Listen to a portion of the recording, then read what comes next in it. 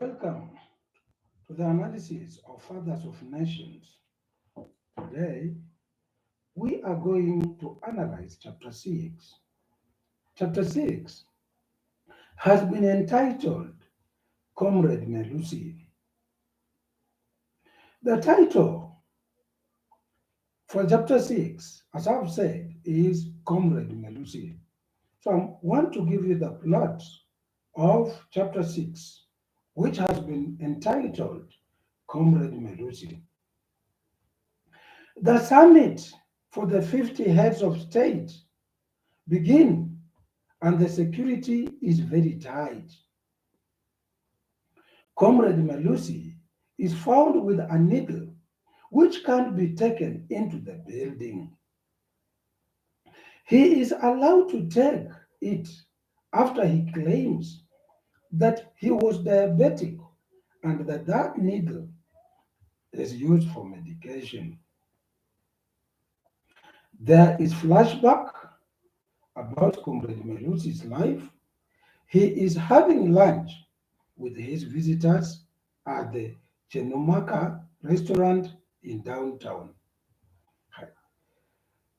So, Comrade Melusi is pictured as having lunch with his visitors at Cheminuka restaurant. This is somewhere in Harare, and he is with visitor Tag Longway. The Zimbabwean did not eat in hotels anymore unless as now someone else was footing the bills. This has been precipitated by their tough economic times. The leader of Zimbabwe and Comrade Melusi had fought side by side for years, and that is why he used to call him comrade until they attained independence. A new national anthem was sung, Blessed be the land of Zimbabwe, and their national motto was unity, freedom, and work. However, the new ruler did not appoint Comrade Melusi a minister after fighting for Zimbabwe together as he was considered an opponent. This one, I want us to picture at our independence in Kenya. Although you and I were not there, but we have read in the books of history that at independence, somebody like Jaramogi Oginga Odinga, who was very instrumental in the release of Jomo Kenyatta from prison, once Jomo Kenyatta was out and assumed uh, the reins of power, we are told that they differed because they did not go well because most of the things Jomo Kenyatta did not play the ball. And even those ones, the Kapenguria Six, who were with Jomo Kenyatta, most of them suffered and were not even appointed anything. Or after being appointed, they were later on dropped. And that is why it is important to know that the leader of Zimbabwe and Comrade Melusi had fought Smith side by side for years. And that is why he used to call Melusi comrade until they attained independence. But now, a new national anthem, which was sung, was titled Blessed be the land of Zimbabwe. And the national motto at that time was unity, freedom, and work.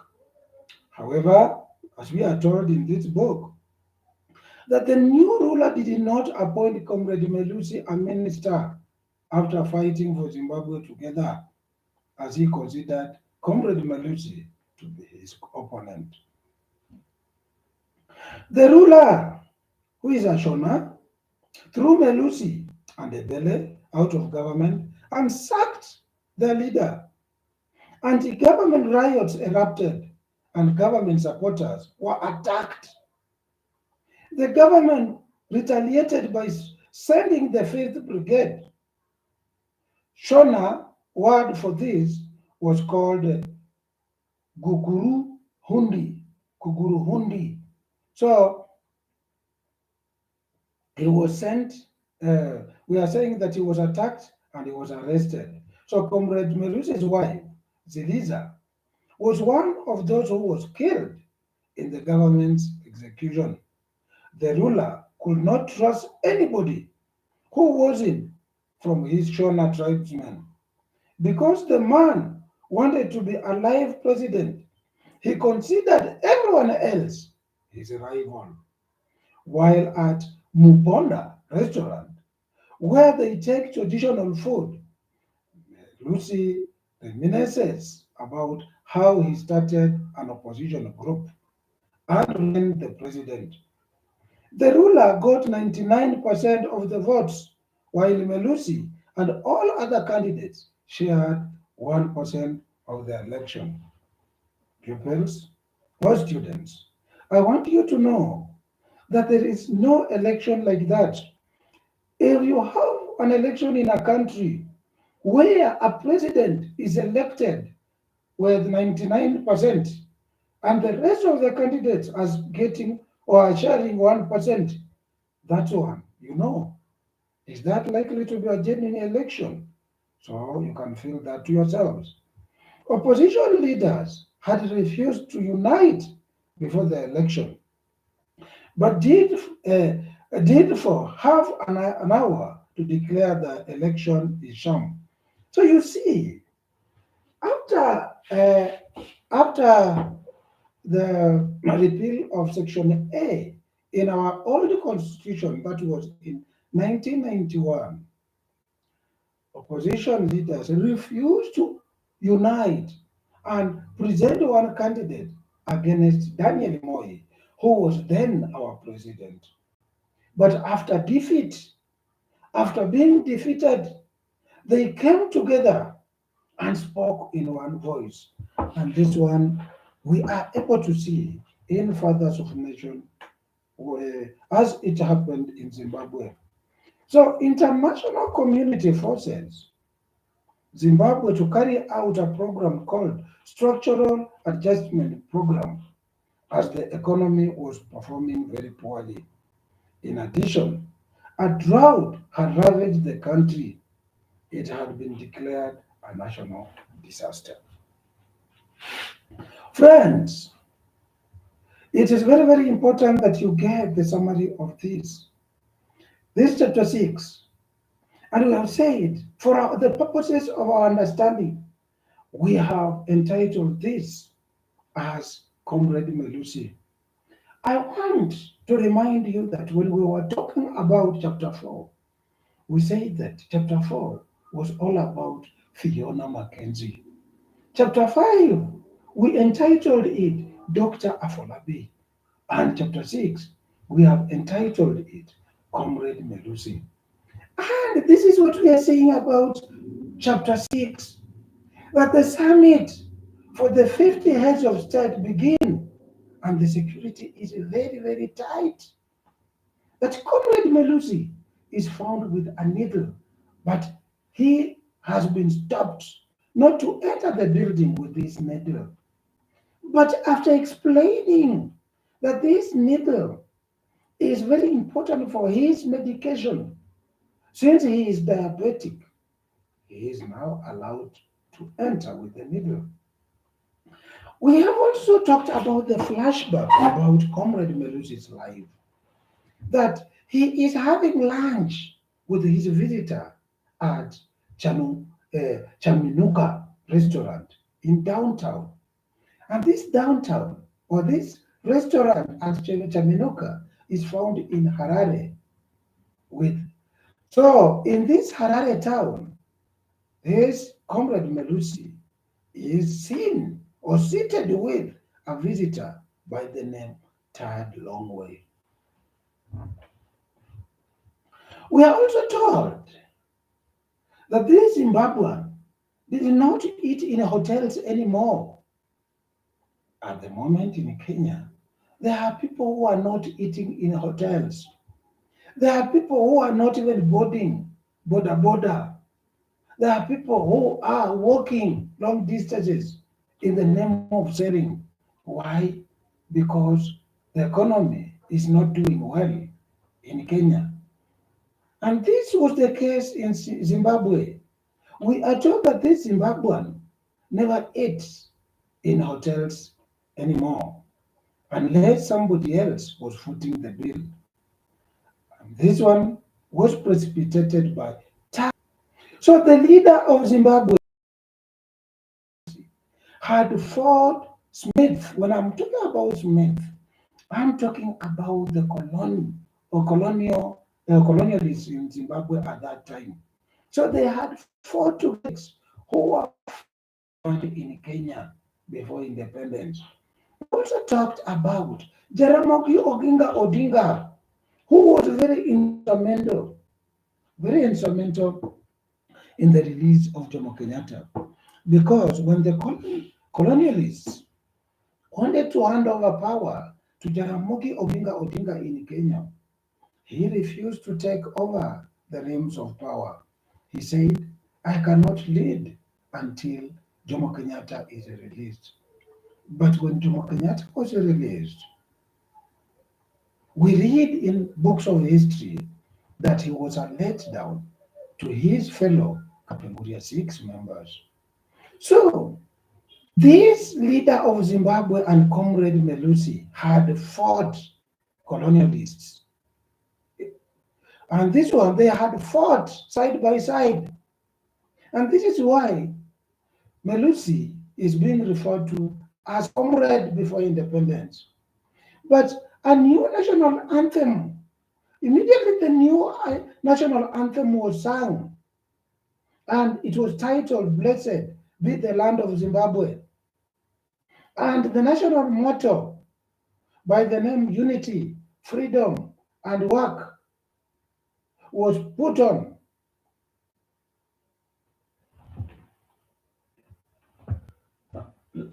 Let me hope I'm having the right members in this class.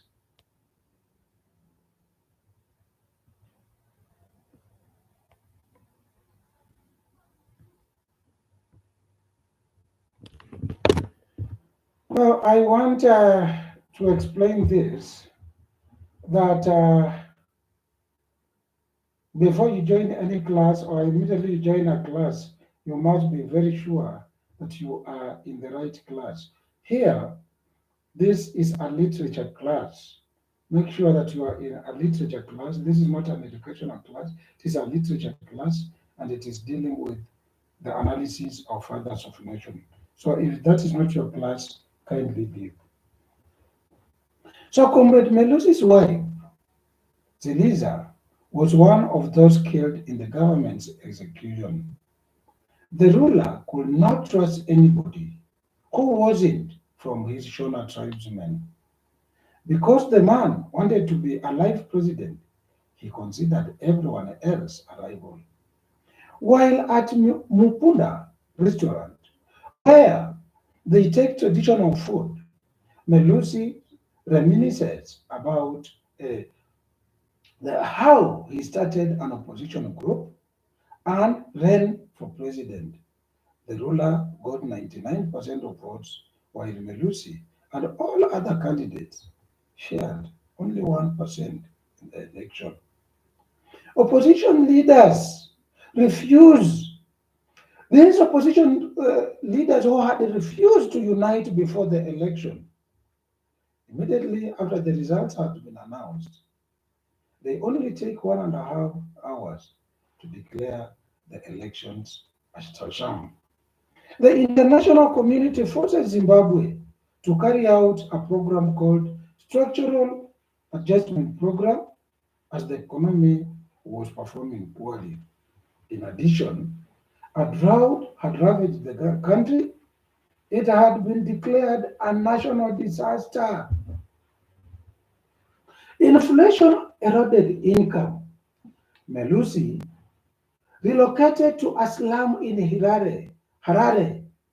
Then uh, bulldozers went from one slum to the next, evicting residents by demolishing houses. Slum dwellers Comrade Melusi included, were expelled without notice. The main aim was to punish the urban people for supporting opposition parties. The flashback ends when Tad Longway cleared the hotel bill and reached out to his side pocket for another stack of American dollar and handed it to Comrade Melusi. He then handed a document titled Path Alpha and told him that its main aim was mobilizing discontent in Africa in its present state into will to change. Now, that is all about chapter 6.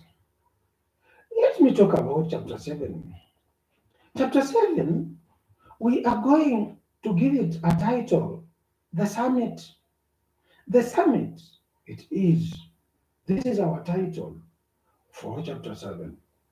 So the host thinks he should break the ice by going from guest to guest to create rapport.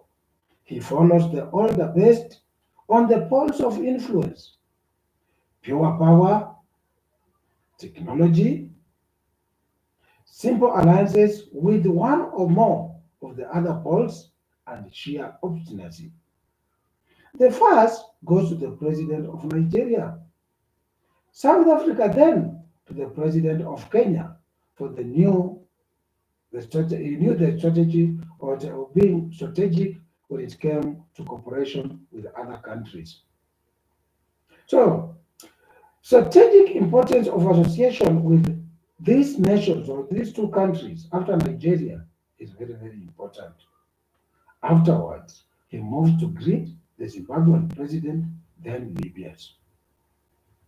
That is all about chapter 7. So, before I talk about chapter 8, I want to remind you that chapter 7 has been entitled The Summit. And I want to tell you that the host in this chapter, we are told that the host thinks he should break the ice by going from one place to another. And this one would enable him to create rapport with all of them. So he followed the order based on the poles of influence. So the first pole of influence was pure power. Who is the most powerful, or the country that was considered to be very powerful in Africa? Another one, the country that was considered to be superior in terms of technology. Another one was simple alliance with the one or more of the other poles. And lastly, there was sheer obstinacy. So the first one, that of technology or power, pure power, this one goes to the president of Nigeria. When it comes to technology, this one is taken by South Africa. Now, the president of Kenya was considered to be very important because he knew how to set his country or himself strategically important by associating with other countries. So afterwards, he moves to greet the president of Zimbabwe and lastly, the president of Libya. So let us talk about chapter 8. Chapter 8, we are going to give it the title Pastor Chamaka. Pastor Chamaka is the title for chapter 8. So in a flashback, Chineke Chamaka is portrayed as a careless and reckless driver. He runs into trouble while heading to a popular worship site, Holy Camp. Since Highway 69 was stuck with the traffic, he chose to drive against oncoming traffic on the opposite lane. Other vehicles evaded him, but his luck ran out when he rammed into a mean machine, a fire engine, massive and unstoppable. He was involved in an accident but escaped without serious injuries. The fire engine disappears. He thinks that this is a miracle and decides to become a preacher.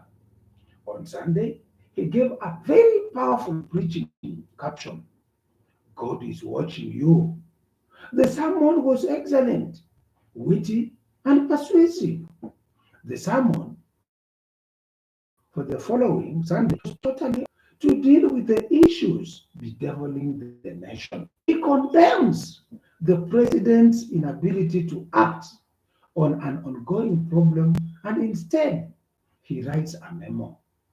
He equally scolds the congregation for lacking courage to fight the system. The following morning, police picked him up, and for the next 2 weeks, he shared a rather infested cell with smelly inmates. He was free after 2 weeks, but banned from talking about Africa. Path Alpha from AGDA was good news for change. AGDA just come up with a fresh approach to Africa's development. Path Alpha.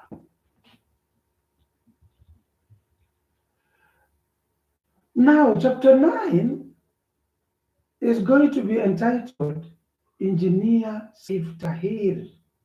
That is for the purpose of our analysis. Now, after graduating from Abdelaziz Academy in Tripoli and gone to study weapons development at the University of Paris, he returned from France on the day the leader of Libya was celebrating his 20th year in power. The leader's opponents were not happy with the celebrations.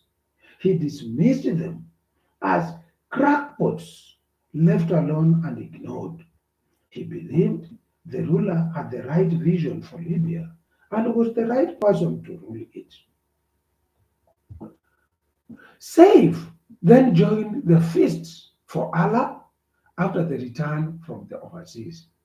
He thought that the leader would help Libya recapture his prestige. Al Qaeda struck on the American soil. The leader of Libya knew America would retaliate, and not necessarily with bound of reason. He scrambled for his bases to shield Libya from America's revenge. He even dismantled the Feast of Allah. Engineer Tahir would have learned to live with anything, but not with the dismantled of the Feast of Allah. This was the beginning of Tahir's dislike of the leader. The dismantling of the Feast of Allah was shirk or sacrilege, an offense so dreadful that it was eternally unforgivable. Engineer Tahir now hated the man he had not liked. So, Engineer Tahir really hated this leader. And remember, at first, he really liked him. But here, after now, the destruction of the feast of Allah, Engineer Tahir hated this leader with all his might. Engineer Tahir fell in love with Rahima Muhammad, a female member of the Feast of Allah, and Engineer Tahir's junior staff at the weapons laboratory. He approached her, but she smiled and said no. He misinterpreted the sweet no to mean a sour no and reacted to it violently and wisely. He vowed to retaliate. He slapped Rama in the name of administering discipline to her for shedding her head. But the truth was that he did not take revenge against someone who he thought had rejected his advances. Rama did not take it lying down. She struck back and hit his left eye and slit it open. That was the accident. Engineer Tahir lost his left eye. Engineer Tahir turned bitter and vengeful and sued Mrs. Reimer. After proceeding, he made a ruling based on this verdict: an eye for an eye and a tooth for a tooth. Rama Mohammed also lost her left eye through surgery. Engineer Tahir sank into deep gloom. There were two reasons for this. One was object forcing and lifeless. He got it after losing the eye in what he used to call the accident. The other was the effect, deep and weakening. This he got when he decided to have an official replacement for the eye he had lost. While at Benghazi, Engineer Tahir ran into Mr. Tad Longway, who described the mission that he had with the Benghazi. Engineer Tahir enlisted on the spot. So, Engineer Tahir was enlisted by who? Tad Longway on the spot.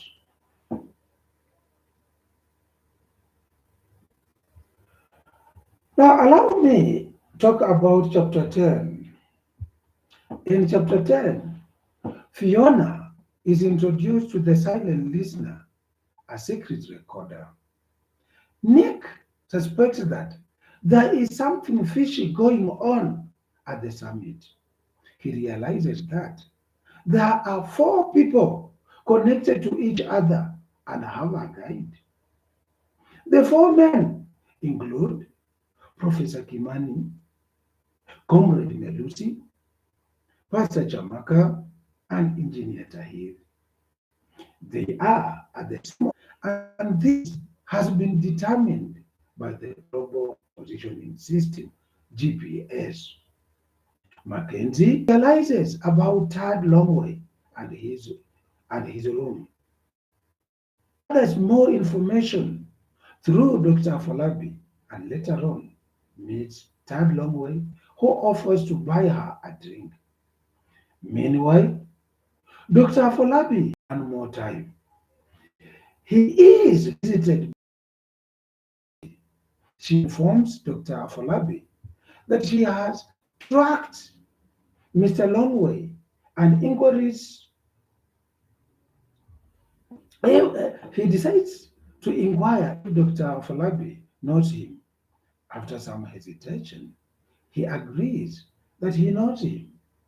Mr. Longway and four other people alongside Dr. Folabi, working from the periphery of the summit, their guide, want the summit to adopt Path Alpha instead of Way Omega. Mr. Longway wants Dr. Folabi to help them get Path Alpha on the agenda of the meeting. Dr. Folabi was to advocate for the Way Omega. He will know where we have the will, there is a way. But here we have betrayal because you have been invited to advocate or to advance a certain document, but you decide to advance a different document or a rival document. Now, in chapter 11, meeting his president and asking about Way Omega. But the plan failed when the small dinner at the hotel was cancelled to get a pilot or the security officers. We invited to the summit as an advisor for the Way Omega, while the four had come to advocate for Path Alpha, a rival group. Consequently, he cannot work with them openly without appearing to undermine his official role. He shares the nations host such summits due to the self-interest, and their presidents themselves usually accept the honor of serving a summit chair. But Gambia's president declines the honor because he expects the summit to turn bitter and the chair to the end, pleasing some heads of the state and displeasing others. So he claims that he can serve his country's interests better by not displeasing anyone. Dr. Flabi says that the new chair will come up with a trick which will open up a way to Path Alpha. Thank you, friends, for having been good students. I beg to leave, and tomorrow we can look at chapter 12 onward. Up to that extent, bye.